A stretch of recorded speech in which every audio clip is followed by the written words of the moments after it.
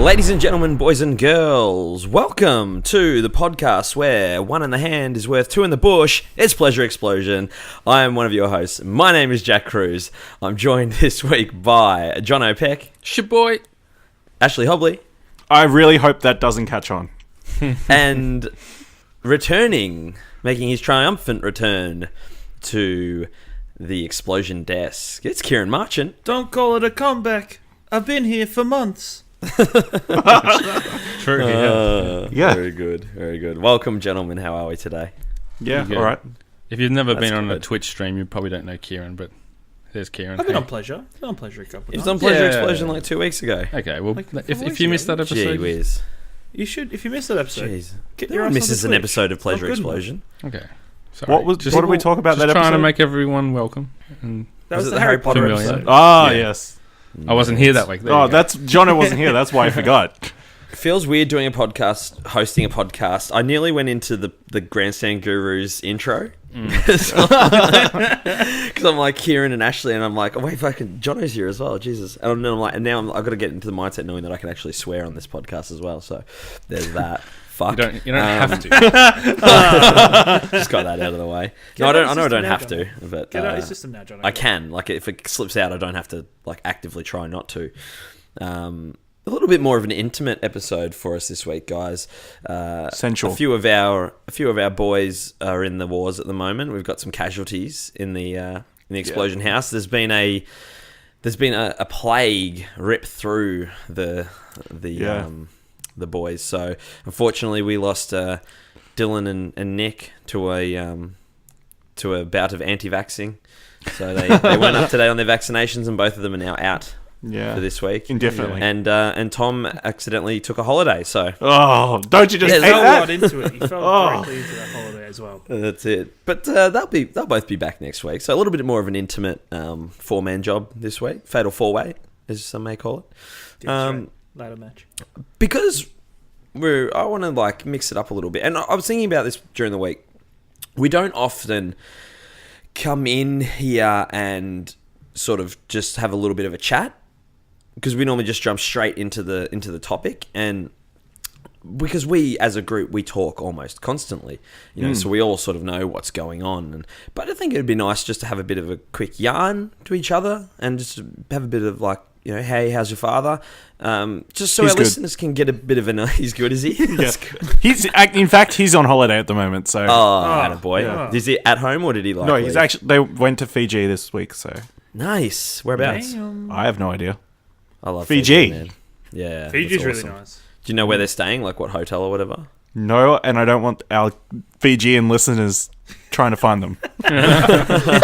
Fair call. I love Fiji, man. Amazing country. Amazing people. The most beautiful human beings you'll ever meet in your life, apart from the Explosion Network. But I thought it'd be cool to give our listeners a little bit of an insight into us and what's going on in our lives and how our weeks have been. So I guess we'll just go in alphabetical order. Ashley, start with you. Me. How's your weekend been? What's Nothing been much. going on? I've been pretty much sitting in a cinema for 8 hours, maybe the last 2 days, and it's been awesome. You should really get a job at a cinema, Ash. I think it would save you a lot of time. Yeah. It just worked out that my schedule freed up, so got to take your opportunities when they arise. So, What did you see? I saw The Big Sick, Dunkirk, and Atomic Blonde. Give me like the couple 30-second rundown on the Big Sick. Is it actually good? Because I It really is enjoyed the trailer. Awesome. It was awesome. Okay. It's the real life story of how Kamal Nanjiani met his wife, and it's pretty much plays out the first year of their relationship. The only thing is, a couple of months in, she falls into a coma. So Oh, no way. yeah, so Spoiler alert. hilarity ensues. So I bet it wasn't. And so hard is for it him to comedy? get Like, what is it? Is home. it a comedy? Is it drama? It's or like is a it dramedy comedy. Yeah, dramedy, yeah. Nothing like yeah. a Is it good though? You recommend it? coma comedy. yeah. And who is it? Is it a true story or like? Yeah, it is It's based on a true story. And And it's who's the the lead dude? actor, right? Yeah, Kamal Nanjiani, who plays himself. It's him and his wife. Oh, the events. Yeah, it's got Zoe Kazan and Holly Hunter and Ray Romano. So I don't know if I could play myself in a movie. I think. yeah, it's be you do interesting. yourself proud.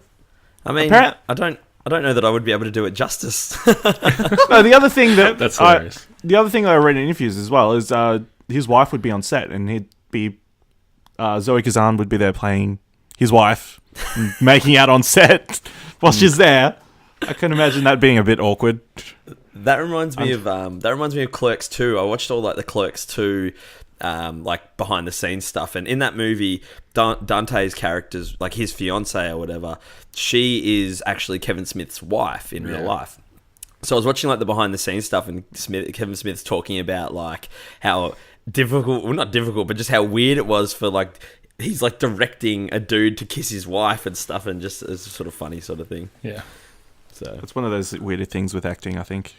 yeah, no doubt. Yeah, I mean, the sex scenes and stuff. I'd be like what do they? I don't understand it. Like, do they just like do they have like a bit of tape and just strap it to their leg or something? I don't know. It'd be, you know what I mean? Yeah, Like, there's stuff involved, I would imagine. I think there's Protection. No doubt. So a movie. I was saying earlier. I wish I had more time to go to the movies, and only because there's always so many good movies coming out, and people are always going and being like, "Oh, it's amazing," and I only ever see them like. I see like 2, max 3 movies a year at the cinemas, and it's normally like if there's like a big event movie like Spider-Man or Star Wars or something like that, I'll go and see. Yeah. But Logan, obviously, earlier was the other one I saw, but it's a rare thing for me. There's just been a string of awesome movies in the last couple of weeks. You've got Seems? Yeah. Baby Driver, you've had Spider-Man, you had Dunkirk, and The big sick now, yeah. you've got War of the Planet of the Apes, which I'm planning to see on Tuesday as well. Yeah. Also, again, it's been a great month for movies, for sure. For sure. Kieran, Yeah. how's your week been? Tell us. My week's been... I'm at like the downer end of my week, because I'm just coming off a 3-day weekend, and so I'll go back to work tomorrow, and I'll be like, Oof. I can't brain. But I've had a fantastic couple of days. I had Friday night footy with Jack Cruz, and that was pretty fantastic. Who? That was That was a guy. good night. Couple Who of dat? days. Who dat? It was fantastic. Finally, first time of the year, I went to see my own football team, and they actually. What team did he cheer for?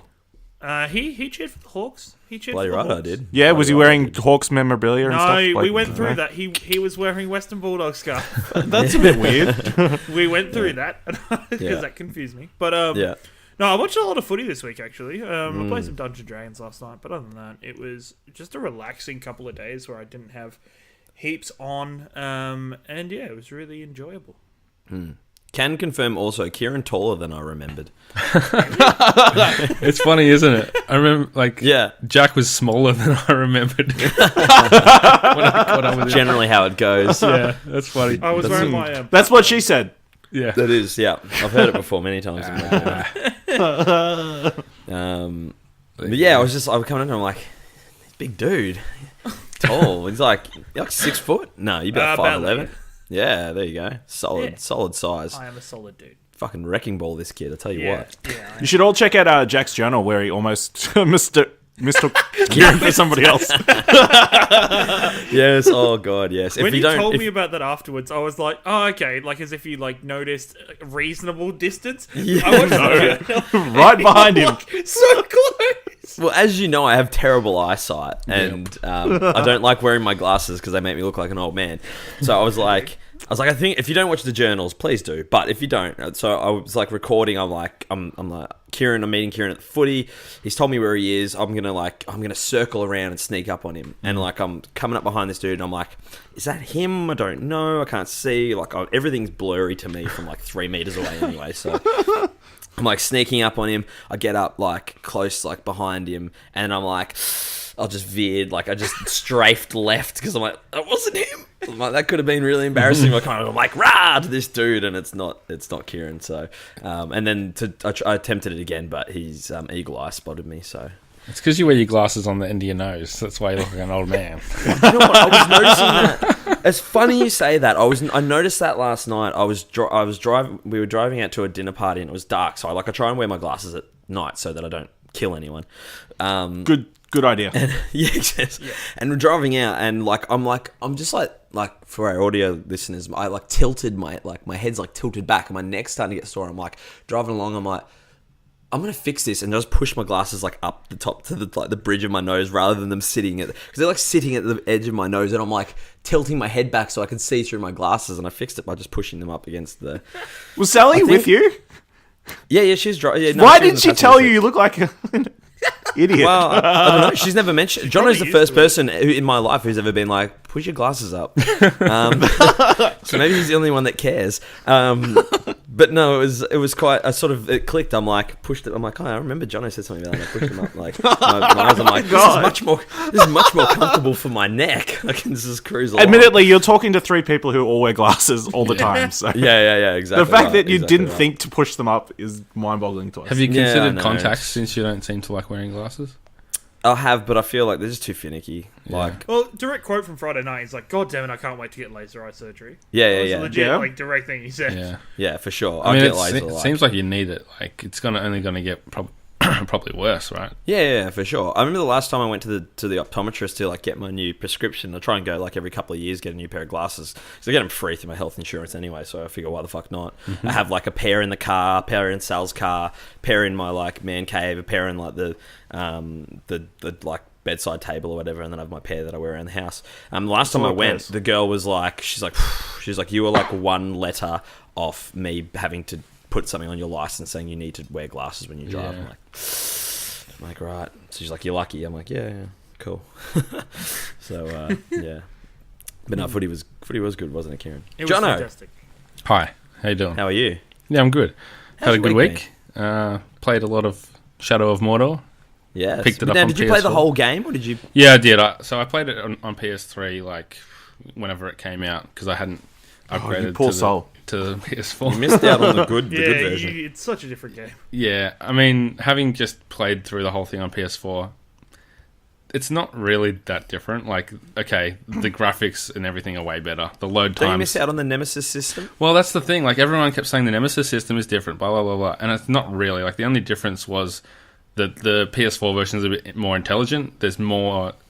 it generates more different unique names and unique looking characters. Oh, okay. The PS3 version still had people remember you and that kind of thing. So I didn't really understand yeah. what Okay. the difference was. But yeah, great game Interesting. and great to play it on the console that it was meant to be played on. But otherwise, I spent like a whole week trying to tee up guests for putting in work and had a lot of trouble, but ended up recording 2 interviews this weekend, so that was pretty good.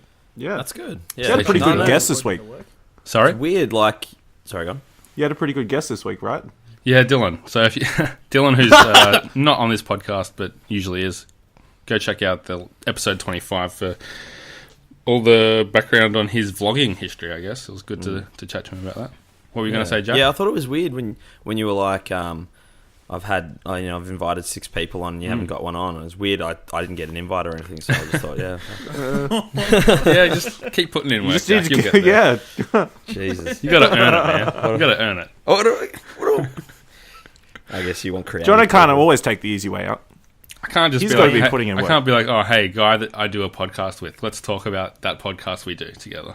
Well, Yeah. what about I've achieved other things in life. I'm a successful man. take He's it- made don't another take it life, an personally. extra life. I have Star Wars toys on shelves that I put up myself. Oh, that was that work indeed. That's something to share. He Yeah, put in the work for absolutely. those shelves. Jack, what was the No. hardest part of putting up that shelf? It was the realization that one of them's on a slight slant forward, Okay. and it's unfixable. That's How'd you half the rectify show. that? Hey, sorry, How did you rectify that? I just left it. Oh, So what's your advice to anyone that wants to, put up their own shelves. Do exactly what I did. Just don't fuck up the drilling, or maybe get a one of the stud finders. I found that was probably the thing. Like I went to Bunnings and I got all the shit, and the stud finder was, and then they were like $150. I'm like, I reckon I could just like tap the wall and hope. And Wing it it. worked for 2 of the 3 shelves, and one of them I just like drilled in, and I didn't get all the way in, and then I put like the expander thing in to like that I screwed like. Anyway, It's a whole big I'm thing. impressed. Like, it's better than I could do, but a spirit Yeah, level I probably was- wouldn't go astray. No, I had Yeah. the spirit level. But then they were sweet at the start. Like, so like I did them and I got them up and I was so impressed with myself. They're all like level, the exact amount of space in between them, like perfect symmetrical level both ways. And then after a little while, like it didn't happen straight away. Like this was like after, over like a couple of months, it started sagging forward.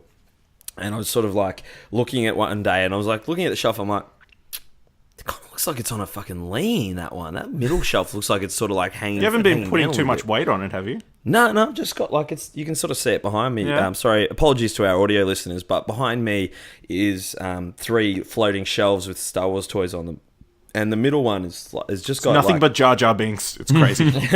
some of my Jar Jar Binks Watto memorabilia, and there's 7 like toys on there. They're not heavy or anything like that. They've got like a 15 kilo like weight bearing load. These ones, so it like I noticed like probably like a couple of months in, I'm like, it kind of looks like it's sagging down, and like I looked at it from the side and you could see the toys had sort of started to slide forward a little bit. So I went and got my spirit level and I'm like, yeah, it's definitely sliding forward. So I pulled like the shit off it and like I like took the shelf off the like the brackets, and it's just something that's unfixable. Unfortunately, it's just I would have to like get like a metal drill and drill new holes into the Faster. into the the wall? into like the actual bracket. yeah. Because I kind of fucked it, but nevertheless, it's not too bad. The like it hasn't gotten worse, so I imagine that it's just like it's only a couple of degrees. Like you can't notice it unless you actually know it's there. Just blame it on like the house sinking or something. Yeah, rather than your own fault. like there's so much construction going around, like movement and stuff, and like the earth shifted and like So. seismic. It just shift, affected yeah. that one shelf. Yeah. Yeah, exactly right. Yeah, weird, right? I know. Yeah. Like, what? And that was your weekly yeah. episode of Putting Up the Shelves with Jack. Yeah, putting up the shelves There with you Jack go. Cruz. There we go. How's your Yeah, week very again, good. Jack? Yeah, it's been a weird week. Obviously, the news the last week about Chester Bennington passing away. It was just I don't know. It was like tough. Like I've never been like affected before, like when a celebrity's passed away or anything like that. Yeah. And like I think Carrie Fisher has probably been the closest that I've gotten to being like upset. And, like last year when she died, I think I shed a tear and I was like, oh, that's really sad. You know, she was someone pretty important from my childhood or whatever. And then like this, and I was just like, I was like fucked that whole day. Like that whole Friday, I was cooked. Like going like at work and like drive, because obviously like I just chucked on Linkin Park like all day, just listened to all their albums from start to finish. So like I started the morning with like Hybrid Theory and Meteora, and then worked my way through and all that. And it was just like I was just like a mess driving between appointments, and I would get to the appointment like, all right, compose yourself. Yeah, and, like, during my 10-minute break, I just started reading people's comments about how they've been touched by Linkin Park and stuff, and I'm like, oh, God, I need to stop reading. I've got to go back and Yeah. look at customers again. Yeah, exactly. They're gonna Yeah, think I'm a it was mess. It was really tough. Like and I've never been like affected by that before. That kind of thing. I've always sort of been like, oh, you know, it's sad or whatever, and it sucks that these people pass away. They're so important to so many people, but I've never really been affected before. And then I was fucked for like a few days afterwards, and still like I was like. I'm still sort of not 100% there. So it was a bit of a weird week from that aspect. But the weekend's been really great. Obviously on Friday, me and Kieran went to the footy, which was awesome. Got to see a Who? pretty good game of footy. Kieran. I'm going to run that guy. joke into the ground. Yeah, I know. So that was really good. Good to catch up with a good mate, go to the footy, have a bit of fun, have a couple of beers, which was a mighty good day. Talk a lot of shit.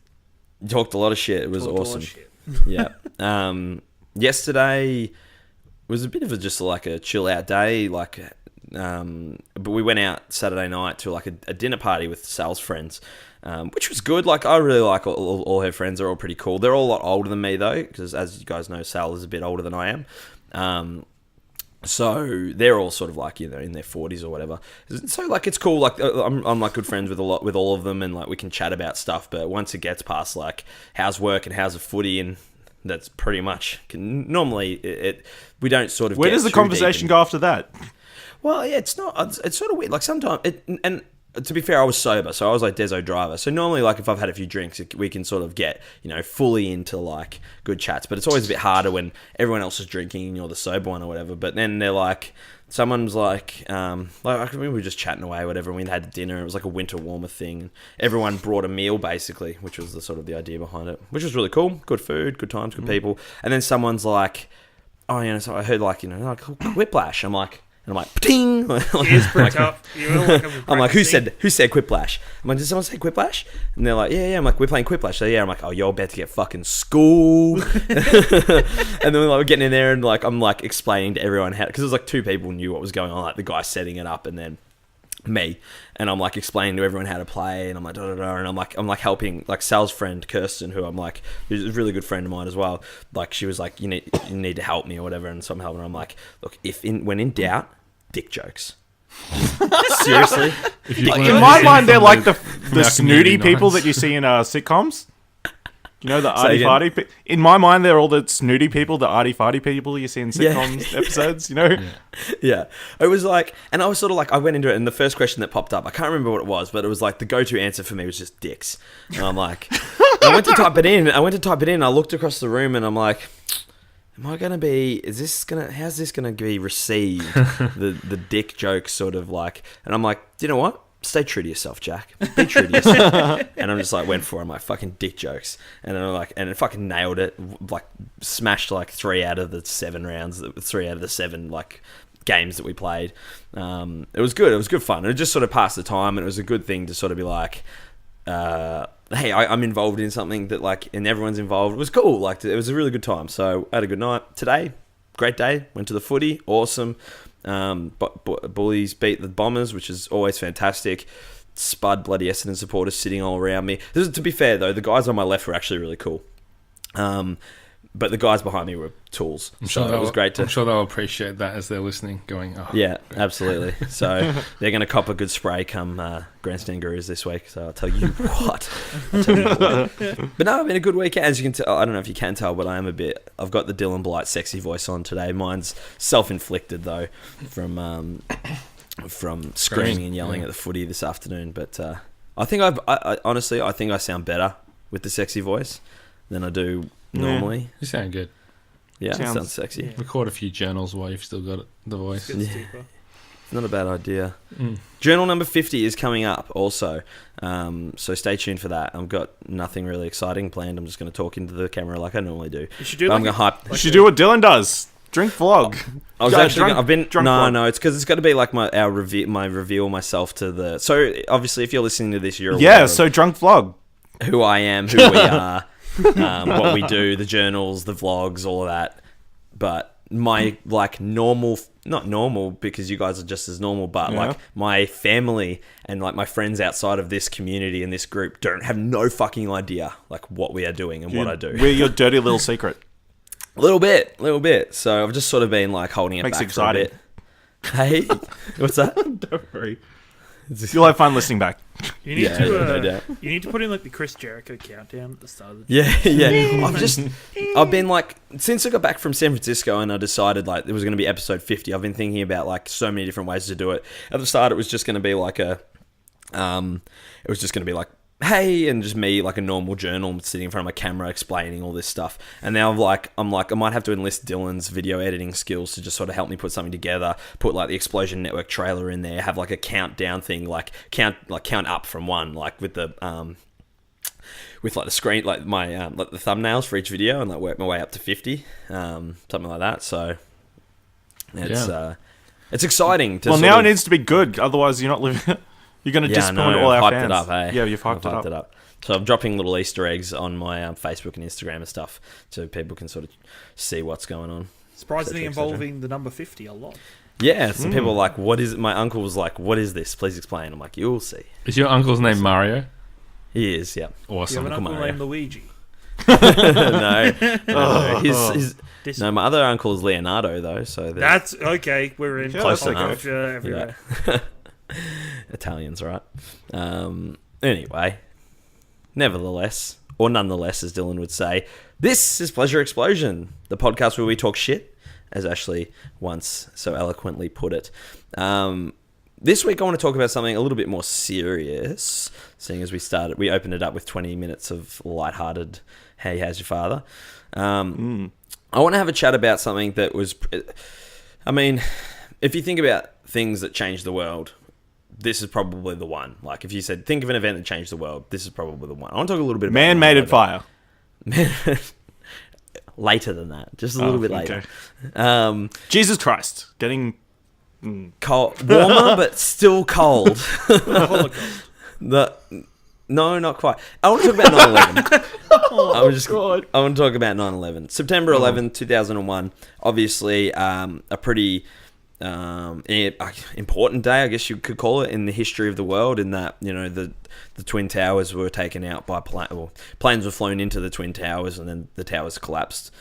Whether or not you believe that it was a result of the planes or something else is not sort of what we're not what we're here to talk about. Jono's obviously a official story. We have to get into the conspiracy stuff.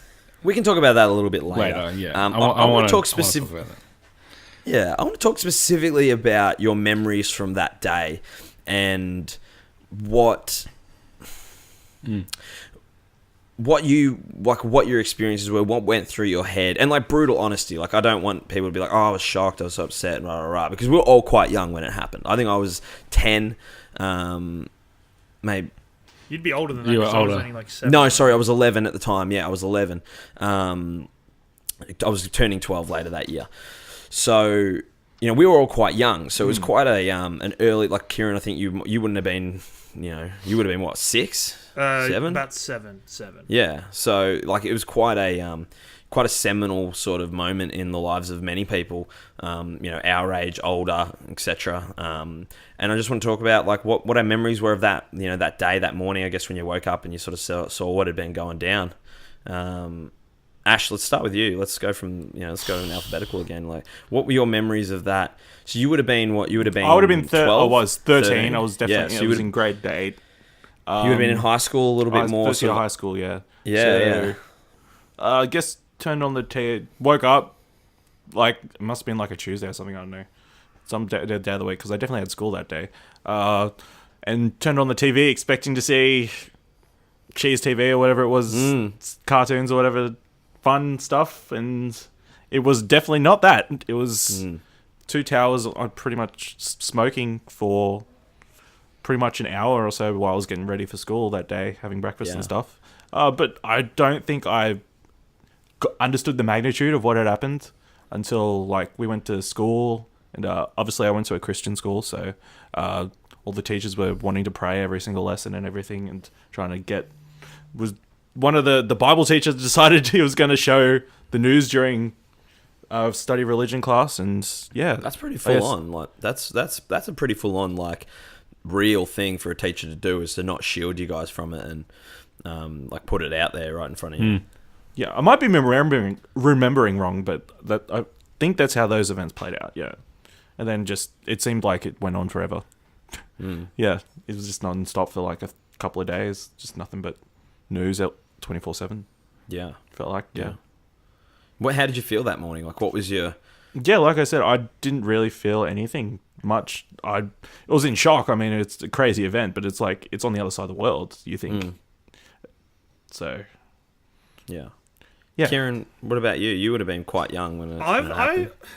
A lot of times, you hear it quite often talked about on different medias or in different forums where about people and their moments with 9/11, and I've always felt really disconnected almost from that in many ways, because I don't think I was aware enough of the world when it happened. Like, it was just more I still had that ignorance probably to everything. Like, I was fully aware of something bad had happened, and I remember seeing the images or the news reports and the atmosphere of everybody else around me, and teachers at school, and people around was just low. But it wasn't one of those things where I personally felt terror or shock or sad for what had happened, and it wasn't because of a lack of it wasn't because of like out of, I don't know, it was just because I didn't understand what was going on.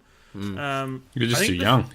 Yeah, I just didn't understand it at all. And I can remember a lot closer to that. I think the moment I can remember, just going on 9/11, but along that track almost, is because I grew up in England and I lived in England till I was 13.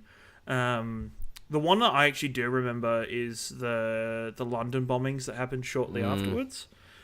Just because that was probably a bit closer to home and there was more people affected by it near me, so I understood a lot more. But yeah, for 9/11, I was just a bit ignorant and a bit almost innocent to know exactly what terrible things are going on. And I now have that understanding in the listen to enough people talk about their experiences with it to understand what it means to people and how it affected them. But it's not something that I can say was like a terrible defining moment or a saddening moment for myself, which feels disconnected and weird at times. How did you find out about it? Because for us here in Australia, obviously it was like first thing in the morning. It was like early morning. I think it was middle. I don't know actually. I can't remember the top of my head. I'm not sure if it was middle of the day or not. Yeah, I felt like it was. The thing. Like it's not. Yeah. I can't remember exact events of happening. Like I can remember images. I can remember people around and they're feeling the atmosphere, but I can't remember like exactly where I was stood where I saw it. Yeah. If it was one of those things I woke up to or what. Really, I think it was like either later in the day, but I'm not 100% on that one at all. Yeah, that's understandable. Jono, you would have been. You and Ashley are a similar age. Similar. We don't really know how old Ash is, but we're not sure. Ashley, and I'm even more confused now because I was also in year 8 and I thought I was older than Ash, but I was plot thickens. Yeah, I was 12 and only a month away from turning 13. So, sorry, I was certainly cognizant of the world and world news, I guess, at that point. My memories are that I woke up, as I always did in year 8, and listening to Triple J. That was my alarm clock. Would have been Adam and Will. Yeah, Adam and Will. Yes, Yeah. It was that. Yes. Yep. God damn. The days of Adam and Will, Tripod, Sandman. It was great. Yeah. Oh, remember Sandman, Mikey Sandman, and who was the third? Flacco Yes. on the Good News Week. No. No. Sorry, on the Breakfast Show. Oh, I'm not sure. We're going on a tangent now. Yeah, I don't When know. it was Mikey Robbins, Sandman, and there was a third. Okay. Anyway, we're getting off topic. But yes, Good News Week was also fantastic. Yeah. Anyway, Continue. So Triple J News, 8 o'clock. I heard something about an attack, and I was like, "Oh yeah, that sounds pretty bad." But I was probably not awake enough to hear everything and understand everything that they were saying on the radio. But when I got up, I used to read, even as a kid, I used to read the newspaper. My dad was the managing editor of the Warrnambool Standard at the time, and there on the front page of the Standard was the Twin Towers attack. It was one of the only newspapers that actually managed to get it in because of the late deadline. Yeah. Like the Herald Sun, the Age, they didn't have it because they had an earlier deadline. Because it would have happened. It would have happened at about midnight for us here in Victoria. I think 11:30 was our deadline for the printing press at the Standard. So yeah, it was around there. And I spoke to Dad earlier today because I wanted to just double check some of those details. And he was telling me how he was frustrated because the chief sub or whoever at the night shift didn't ring him up or ring up the editor to push the printing back to get a bit more information in and throw a bit more details in. But I just think to cover it, they did really well in no doubt. knowing very little about what had happened except for these two planes have flown in. They didn't know who was responsible or anything at that time. But yeah. So yeah, from there I looked over and Dad was watching the TV. Mum and Dad were watching the news, and I gathered what I could from that kind of half an hour before I had to head off to school. But I do remember having conversations at recess and lunchtime, and I specifically remember saying to my friend Chris, like, this is the start of World War III. Like, that's what I thought at the time. I thought this is going to start something that we will be a huge turning point in history, I guess. And it didn't end up being that exactly. And my guess or my assumption of the death count was nowhere near what it actually was. Yeah. But no doubt, it was a huge point in history. And just talking to my dad, he said there's nothing that he's seen like that in any of his time in journalism, and even like the Gulf War and other things that he's been part of. That stands alone in his lifetime, really, as something that's unprecedented. And it was great to talk to him about. We talked about the moon landing and how that was a huge point in history, but that was like there was a build up to the moon landing. It was something that they hyped up for ages at school when he was a kid, and they were looking forward to it. This is something that the world stood still, and no one obviously knew it was coming, and it just changed so much of our culture from then ahead. Yeah. Changed everything, yeah. I mean, it's a corny thing to say. It's sort of cliche. The cliche about 9/11 is that it changed everything, but it really did. Like, if you think about just the way the world operates now, how we view the world, how we're that sort of fear. It's a loss of innocence, everything. Yeah. Yeah. Absolutely. Even when you look at, like, if you look at the critique and analysis, like deep analysis of music and film and stuff, there's a change in post 9/11. Like, it's a tangible thing that you can look at and say, after 9/11, all these things changed. Yeah. Yeah. No doubt. What about yourself, Jack? What do you remember? I've really vivid, like clear memories of that day, and from all of it. Like, from the second I woke up, I remember being in bed in the morning, and Mum like busted into my room and like woke me up. She's like, "Jack, get up!" And she goes, "Jack, get up! America's been bombed." Like, those are the first words that she said to me. Like, "Get up! America's been bombed." And like, as a 11-year-old kid, with pretty my parents were pretty real with me. Like, they always were open and honest about everything. Like, they won't sugarcoat stuff. This is how the world works. This is what this means. This is what that means. And like, for Mum to be like, come in and be like, "Get up, this has happened." Like, I knew like something bad had happened. Like, I honestly went to like go out and expected to see like a nuclear warhead had gone off. Because like, I was well aware of like that kind of thing, like what nuclear bombs were and war and this kind of stuff. Like, so that's what I was like. It was quite a shocking thing to wake up to. And then like coming out into the lounge room and everyone's sort of sitting there. Dad was sitting there on the couch. Mum was standing up. Like, my sister was there. And just walking in and seeing, like, looking at the TV and seeing like the news and what was happening. And it's sort of funny, we're talking about this with one of our other absentees, Dylan, earlier. But I had a similar initially, I had a similar reaction to him in that, so no cheese TV this morning? Where's my cartoons? Yeah. Damn it. Like, I was sort of like, okay. I'm like, yeah. And then like, I could sort of tell the gravity of the situation just by the reaction of my parents. And it took me probably half an hour of sitting there watching it to be like, wow, this is full on. And similar feelings to you, Jono, and being like, this is the start of World War III. Like, that was going through my head. And sitting there watching, like, all the news reports of what was happening, what was going down. And I remember the other thing being like looking at my dad being like, can we stay home today? Like, should we stay home? Like, I can't remember. I know I said, should we stay home today? And he's like, no, we can't stop. Like, you have to keep going, kind of thing. And I was like, okay, yeah, fair enough. So then, which I was again disappointed with. Yeah, fair enough. Yeah. It's a fair question. I mean, yeah. Like, you didn't know any better that all the kids in America, like, they didn't go to school that day. If they were at school, I think they were already, at school. Yeah, I just checked. Yeah, it was on like the West 9 o'clock Coast in the morning. Yeah. Yeah, on the West in Coast, New York, they just didn't go to school.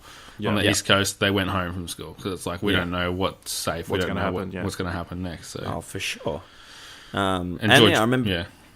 Yeah, a scary day, and just sitting there like watching it all, and I remember, and we'll go into we'll touch on the conspiracy side of it all, and one of the things I remember, I'll never forget Tower 7 going down. If you don't know the story of Tower 7, it's it was one of the World Trade Center buildings. It was off to sort of the side, not as big obviously as the two towers, but it was a really solid big building, office building, and it collapsed. And I remember being like it happening live, and they're like, "Oh my god, Tower 7's going down," and they're showing that live, and thinking to myself, how did that happen? No plane hit that building. Like, what? How did that building go down? We can touch on that one a bit later into that. But I vividly remember that building and it going down and being confused as to how that building went down. And I remember asking Dad, I'm like, was there a bomb in that building? And they're like, no, there was no bomb. Like, it was something else, blah, blah, blah. And I'm like, that's weird because buildings don't just collapse like that. Anyway, yeah, so we shipped off to school and we got there. And I remember like getting into class and our teacher, Mrs. Allison, just did not even like address it. Like, like we were all coming in and being like, oh my God, did you see this morning? And and talking about it. And she just like came in and was like, fucking into the class. And I was in grade 6 at the time.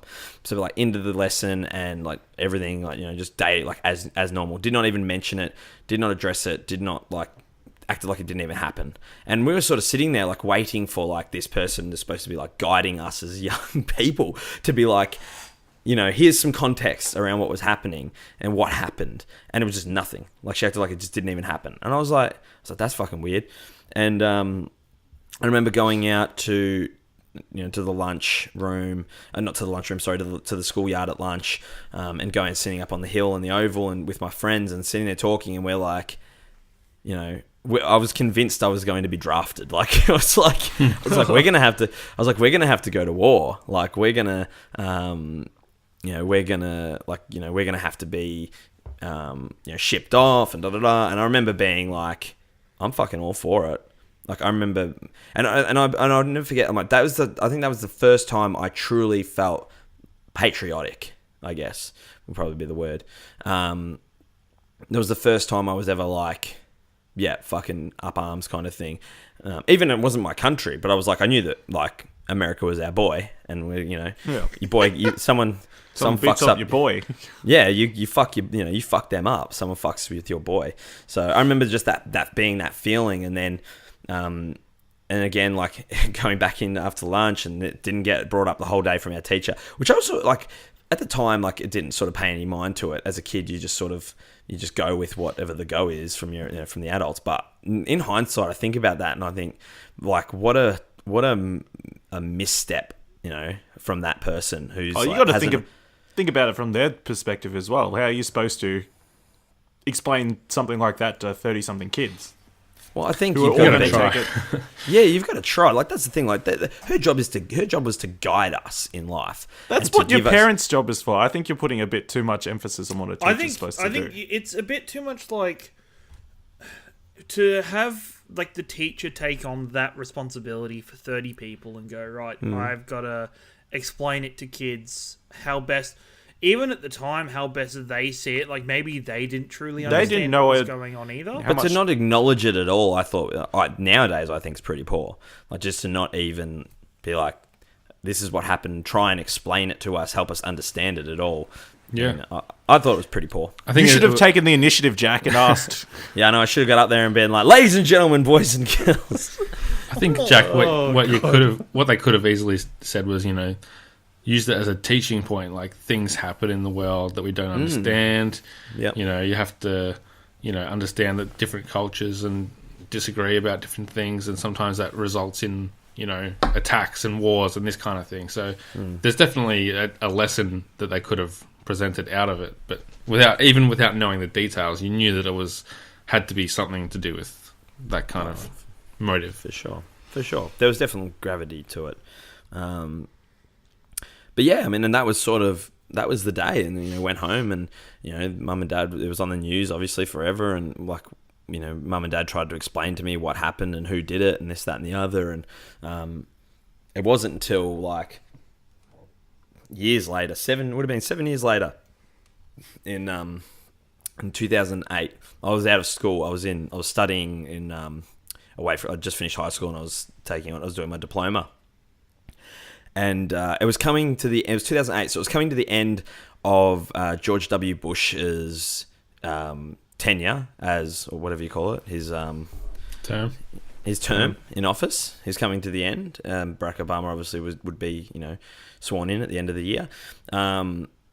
And I remember, I was discussing it with classmates and about what was going on and blah blah blah. And I sort of went, everyone obviously gives George Bush a lot of shit because doofus and whatever.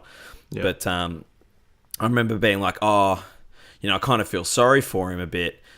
He had to sort of deal with, he came in and had to obviously, deal with, 9/11 and that kind of thing.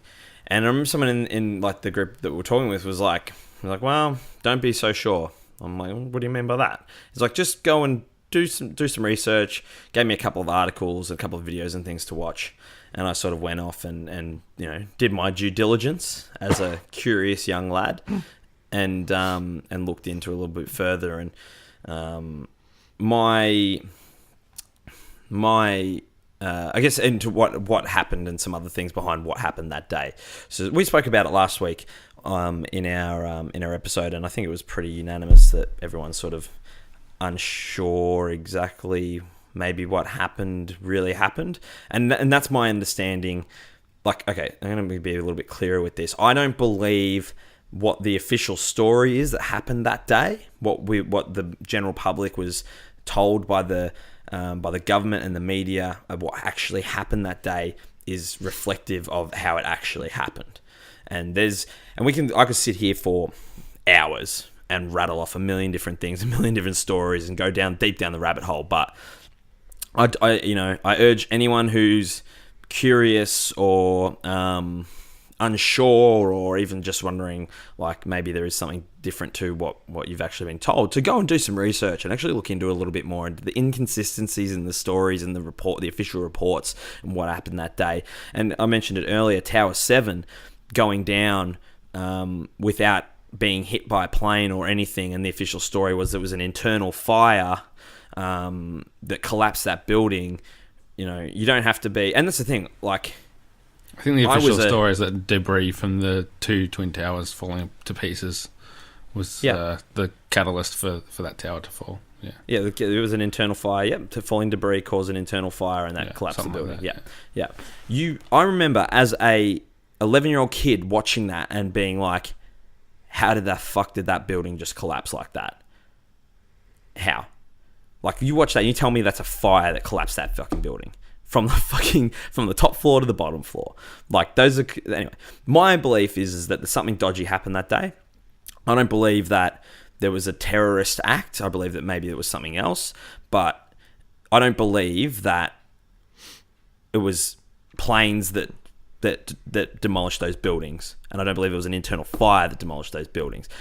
You look at that... Like, if you put Tower 7's... like... collapsing in a montage of buildings being collapsed by controlled demolition, you wouldn't pick it out. You just, one after the other. So a lot of dodgy shit that happened that day. The stuff at the Pentagon, where people were like, oh, there was something the other day about the Pentagon, the plane going to the Pentagon was in the news or something, and someone brought it up to me. I'm like bring up a photo on your phone of that day and that shot of the hole in that wall, and you show me any remnants of a plane whatsoever. You show me like skidding along the ground, you show me engine, you show me wings, you show me anything. Show me where like the wings hit the building, or did they just fold into the plane and disintegrate? Like, there's just so much inconsistency with what was actually told that day. So, I mean, I guess open up to you guys. Obviously, we'll get to you last, Jono, because I can tell you got something to say. But Ashley, Kieran, how do you feel about that? And that sort of, have you ever looked into it? Have you just sort of accepted what was told to you at the time? Or I don't want to make this a full conspiracy theory nut job sort of episode, but I do honestly. It's a bit late for that. Yeah, it's a bit late now. But I honestly do believe that there was something different to what we were told happened that day.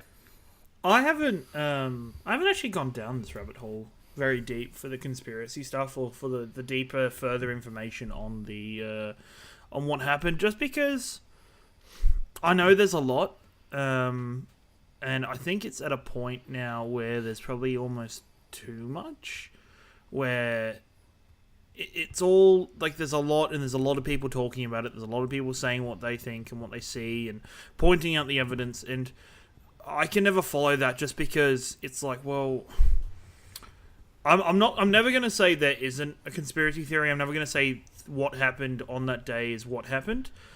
I think the only thing I ever think is that whoever decided, if it was the president or whoever had to decide on that day what story or what information to release to the public, did it in the belief that that was the best thing for their country and for the world. Mm-hmm. Yeah, I think that's fair. If it was something completely different, like how do you, in such a time of terror and something so massive, what you want is you want a country to be united. You don't want more chaos and splinter to happen because of it. And there is a possibility 100%. That what happened, if there was something different that happened, that could have caused more turmoil for America than using the story that they used. If it's true or not, I can't say. To make sure that country stayed together and that country helped each other out during that time, because that was a big thing that had to be done, because I could not imagine what would have happened if they weren't so stood together in such solidarity. It is a shame that event was used as the catalyst to start a war, but that's the bit I disagree with a lot. But at the same time, yeah, I would never want to be the person in those shoes to make that decision ever. Yeah, that's a fair point. Way to sit on the fence. Ashley? Yeah, I too have never really jumped down that rabbit hole. It's not something I'd really want to look into. I think I'm happy to hear. I think there is some inconsistencies. Definitely, the Pentagon thing is it's a bit of a black hole in that whole story. But I remember watching Fahrenheit 9/11, the Michael Moore documentary. And the thing that sticks out to me out of that was always George Bush in that classroom. Yeah. There for me too. so long. I mean, I have reason to believe that there might have been some other things happening behind the scenes, possibly, but it's not something I'd want to look into, really. And there's probably so many people with their own conspiracy theories that they've come up with that are so far from the truth that are gained traction in the years since that I don't know if we'll ever get the truth. Yeah, no, that's a fair point. John O'Peck. Hey, man. How you doing? I'm good. How are you? I'm good, thanks. So, hit me with it. Hit me with your knowledge. I think the conspiracy theory is ludicrous, mostly, but it's so easy to say, there's, like say it. That is difficult to say. Just make actually. funny noises. Tell me what you're saying. No, I'm saying it's so easy to say, it's not true. Like, they're covering something up. There's something fishy about it. Yeah. Why? Like, tell me if the US government is responsible for 9/11, what was their motivation to murder their own citizens and devastate the whole world? Just is it so they could go to war? They could go on to war whenever they want. Like, they don't need to kill their own people and cost themselves literally billions of dollars in construction and recovery to do that. That doesn't make any sense to me. I still have never heard a convincing argument of why. You know what I mean? Well, the big one is so they could start a war. But is what they're getting out of the war bigger than what they're losing by destroying themselves? Of course. What they were able to do. Do you know what how much do you value somebody's life, Jack? No, I'm not saying. No, for them it was. Anyway, I don't want to sit here and say whether it was the US government or whatever. But if it was, I think that all right. Let me ask you a question. What's the greatest motivator? What is the single greatest motivator in the world? Love. No. Oh, you're gonna go down the passion of money and the oil farms. No. What is the single greatest motivator? What is the thing that would motivate anyone over anything? What is going to make anyone? Sorry. Fear. Exactly right. Yeah. Fear. I was going to say self-preservation. Yeah. You scare people into doing what you want. So, that honestly, if there was, if it was, I'm not saying that it was, but if that was where you're asking, But that's the why thing. would they No do one wants to say that that's what it was. It's Well, I'm not going to say it on there. You're just going to imply it. I don't want to get put on the no-fly list. I can see your tinfoil hat. We called Explosion Network. I went on the no-fly list. Yeah, that's true. No, look, But and I that's the think, thing. every can't conspiracy say- theory opens up can't so many more Yeah, inconsistencies. exactly. And there's some ridiculous ones out there, right? There's some ones out there that Lizard people did it. Sorry. Lizard people did it. Yeah, exactly. Yeah, there's some ridiculous ones out there. There's some other things. There's many different stories, and that's the problem with this kind of thing is that for every bit of factual evidence that's out there, there's something equally ludicrous that's someone puts behind it, or there's another fact that disproves it. And I'm not going to sit here and say George Bush did and the American government did and it was the CIA and blah blah blah blah blah, because I don't know. No one will ever know, and I'm not sure, and I don't know. I couldn't say whether it was or not, or whether I believe that it was, because there's too many things that go into it, right? And there's too many different factors. All I know is that what the official story was, I don't believe was as accurate. And whether it was some big, dark black ops conspiracy, or whether it was something as simple as Kieran said, that's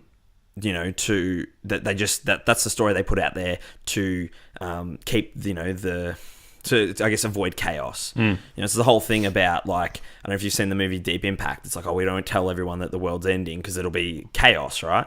It's the same thing. They say like something else happened. Maybe it was a domestic terrorist. Maybe they were American people, something like that. Maybe that destabilizes maybe they were like, who knows? Like, I'm not saying, like, I have no idea, but maybe that was the reason why this story was different to what actually happened, because you look down then the track of what like happened and like evidence of different things, like Ash said, the Pentagon and that, and some different inconsistencies. It's, it makes you wonder.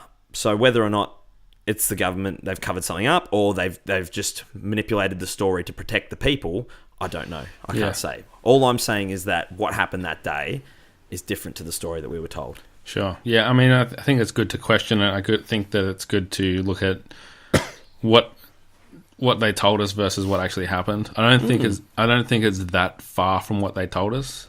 Yeah. Honestly, we know that Al planes, Qaeda people were on those flights. We know that that's probably why those planes crashed into the Twin Towers. If it wasn't a plane that crashed into the Pentagon, what happened to Flight 77? I don't know. So I just think that the most usually the most logical answer is the accurate answer. Yeah. And to me, that's what we were told. And there's you're right that there are details that we haven't been told that are probably important. But I think that to suggest that, like, the US government, I'm not saying that you've suggested this, but people that suggest the US government was involved in this, I personally find it ludicrous. And don't you think if there was proof that someone would have found it by now? That's what I mean. Like, the US media, you can say what you want about the media. I guess it depends on what you consider proof. Do you consider evidence proof, or do you consider like what sources do you consider proof? And like people like whistleblowers and whatever? That's a great point. That's a great point. Like, obviously, for something like that to go down, it would require a lot of people, a lot of people to be involved, and the fact that no one's ever come out and been like, "Yep, this happened." It's the same reason that the moon landing. I'm sure that those conspiracies are ridiculous, is because no one connected to it in all these years has come out and said anything. Yeah, I guess my biggest thing as well about these people that go out of their way or like dedicate their lives to look into conspiracy theories, which there are. For the 9/11 one, I don't see what good comes out of it.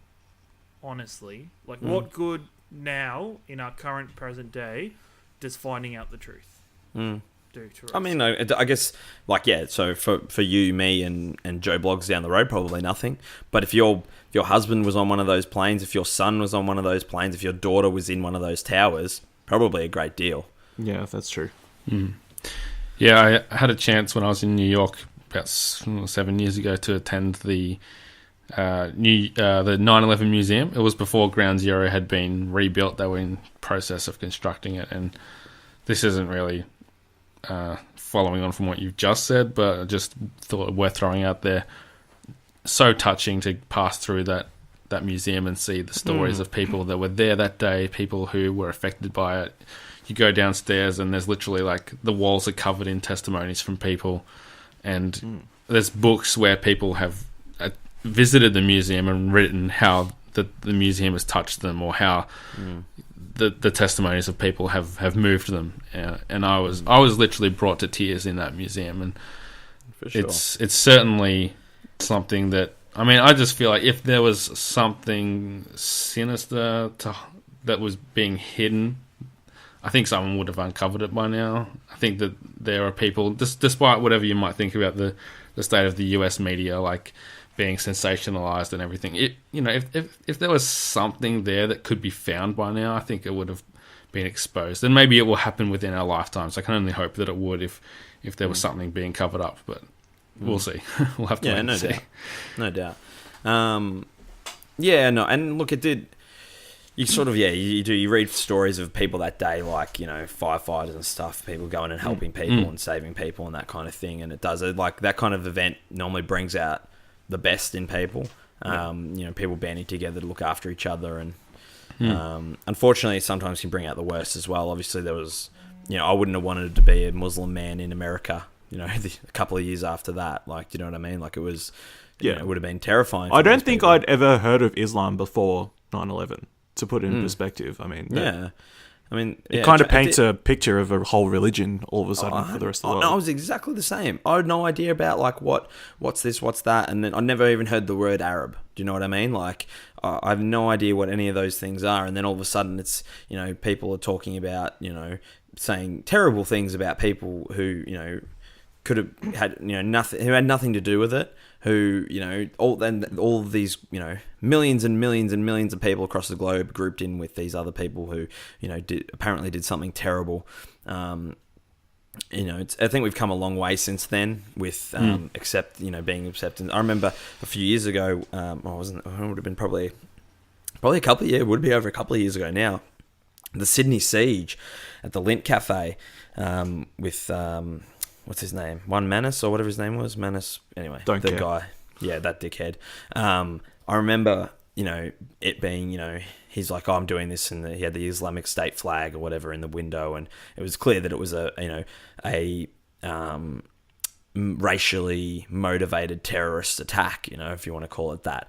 And I remember later that day, people were tweeting, being like, you won't, like, it was massive. People were like, you are not going to tear us apart. Like, you are not going to make us hate each other. Like, I will stand with this person. People were like tweeting photos from like the train, being like standing next to a guy with a a lady with a burqa, or a man with like a turban, and being like, I will stand with you. Like, we will not let these people tear us apart. And it was a really touching sort of thing to see people being like, no, we're not going to let you win.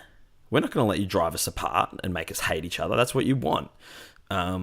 And I thought that was fantastic. So, nearly 20 years ago, that was almost the opposite of what happened, is that, people were being abused in the streets, and you couldn't, if you were like a Muslim man or whatever, you wouldn't be able to get on a plane without being, strip searched and whatever. And, I've heard some terrible stories about that kind of thing happening, like not long after 9/11, but I feel like we've come a long way. Even like the recent attacks in London, the bridge attack, it was a big thing about, people were not like, they're like, no, we're not letting you, drive us apart and that kind of thing, which I thought was absolutely fantastic and beautiful. And there's Adam Hills. He has a show called The Last Leg. Go. I urge everyone, listeners and you guys as well, if you haven't seen it, go and watch the video that the speech that he did on that show after those attacks, is just about how the people like banded together, and it's like I can't remember what he said, but it's hilarious, and he summed it up really well. And so just go and check that out. It's crazy how in times of such disaster and tragedy, the people that I get the most understanding from are comedians when they talk. Like, I can remember multiple occasions where comedians have come out and spoken about such issues, and they've spoken about it straight down the line, like, why the F are we doing this? Like, what is going on? And actually speak their mind on it, and I find that it's a bit ironic because comedians generally come from their comedy generally comes from such a dark place, and they can provide such motivational thoughts and really eloquent what they're feeling about a situation like that. So. Yeah, I was reading the oral history of the Daily Show, a book earlier this year, and Jon Stewart talked about how difficult it was getting back into doing the show again.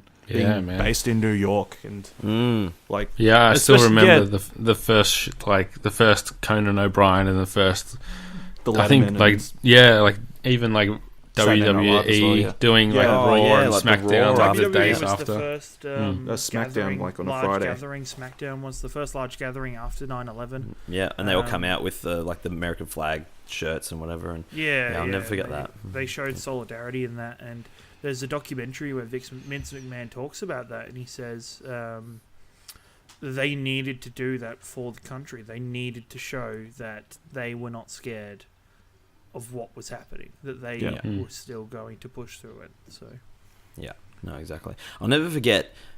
Just sort of, going back to like what our memories were as young people at that time. But I was like, as a lot of kids were, I was big into comic books as a kid, and I was sort of, would go and with my paper route money, go and pick up Spider-Man, the weekly edition of Spider-Man when it would come out.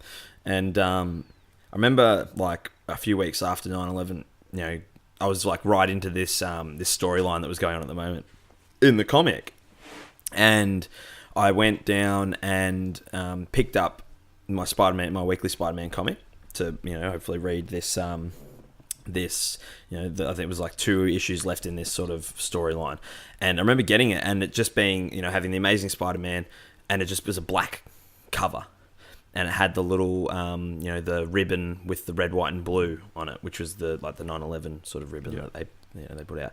And I remember being like, what does it go with this? Well, this is different. Took it, read it, got it, bought it, and took it home to read, and opening it up, and it was a 9/11, like it was just the craziest thing. It was like 9/11 happened, but it was like all the superheroes were there, right? And they were like, it was not like, there was no storyline to it as far as, there's a villain, this, Good that, and the versus other. evil, But, yeah, it was just like the whole comic was just like Spider-Man being like, in the rubble with the firefighters pulling people out, and like Iron Man was there, and like, all the different, even like there was a shot of Doctor Doom in the background or whatever, and he was there like helping, and then like they sort of cut to like a close-up of him, and he had a tear rolling down his eye, and it was just such a powerful thing for like a young 11-year-old kid to read at the time, being like, wow, like that's full on, like this, expecting something and getting something completely different, and just being, and I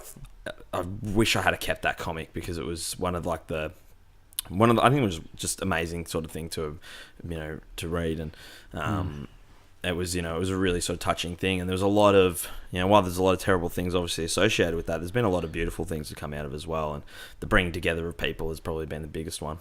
Yeah.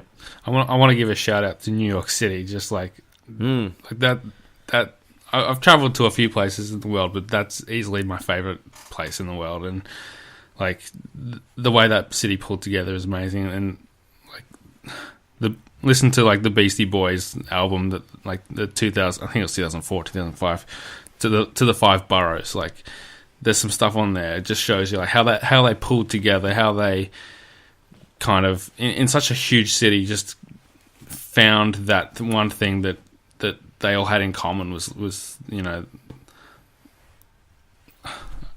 hard to explain, but it's a city. It's a city where like people can easily, like you know what it's like going to a big city when you're from the country. It's like people can easily just like be rude and whatever, but like if you really need something, people will be there for you, and that's what I think they proved to each other through that. And they all had that one thing in common. They all survived that event together, and that's something that you can't. It's so unique, I feel like, to that city, and you could sense that when you go there. I think it's something really special. Absolutely. Yeah, absolutely.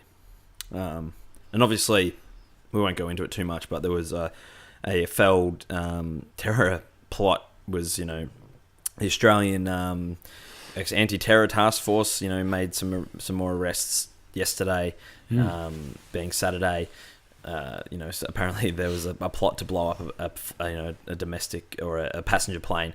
So I think we've been quite lucky in that we seem to always be. I mean, obviously our security is pretty good.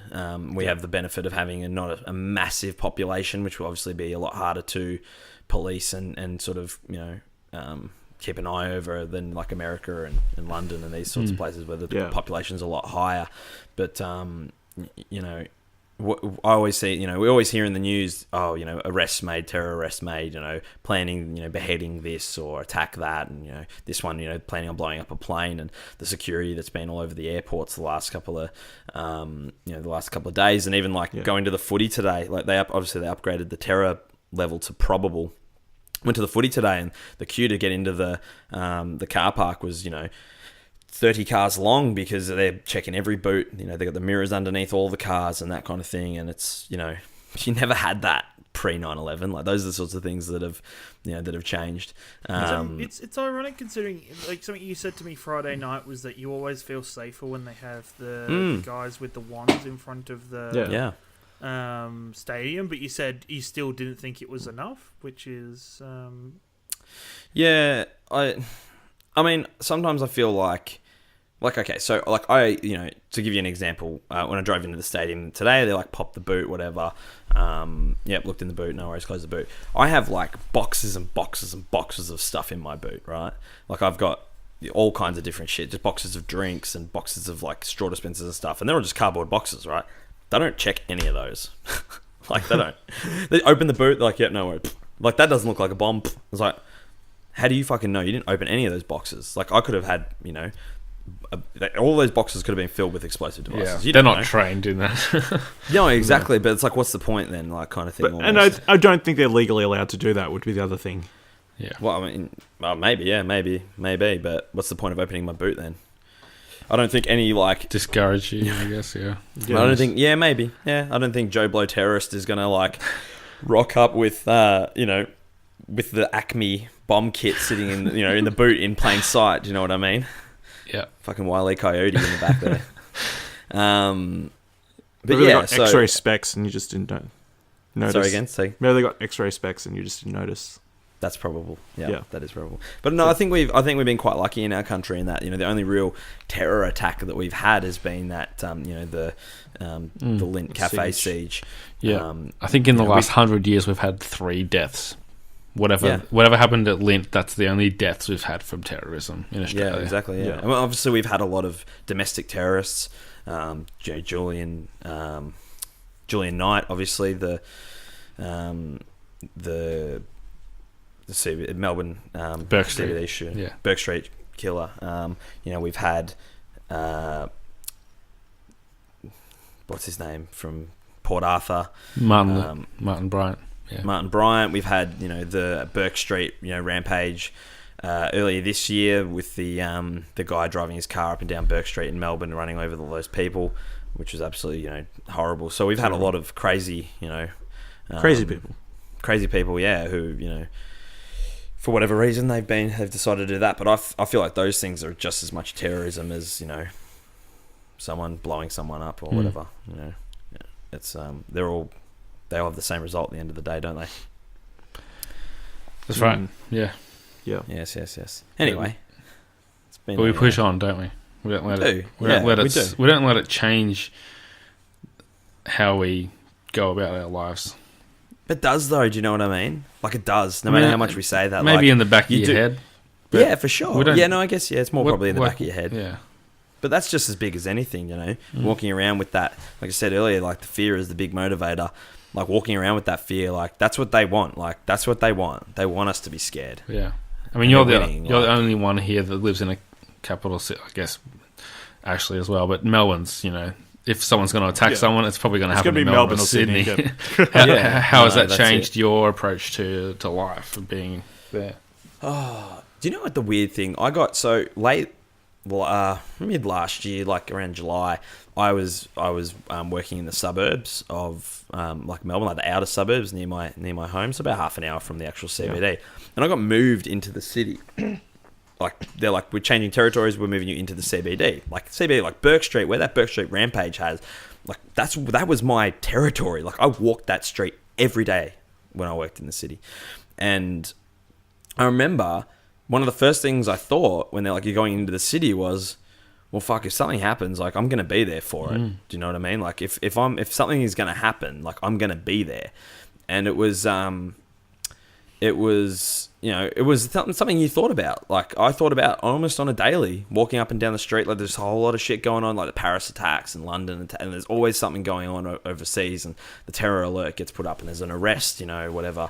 And you know, I would think about it, walking up and down, you know, Burke Street and Collins Street in the CBD, and, you know, thinking like something happens, like it's going to happen near me, and I'm going to be there for it. I'm either going to cop it, or I'm going to be able to help people, or just always being on the ready. So it's something I think about a lot. Even, especially you think about that stuff, I think more when you have like a son, like a family, like a kid or whatever. Like I was, you know, like Sal would be like, I've got to go, like her doctor is in the CBD because she used to work in the CBD, and I would be like, get a new fucking doctor.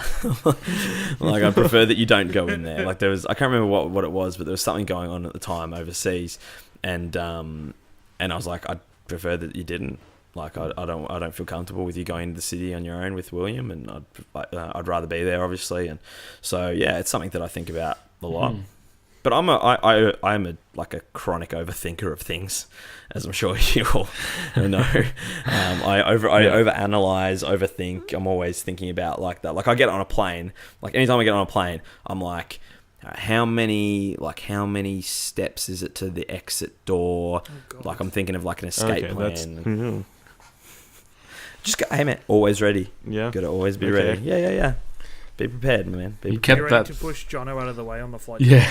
That's why I picked the aisle seat. That's why I got the aisle seat. I didn't find you to be overly paranoid on the San Francisco holiday. No, man, you just could, like, push aside the crazy.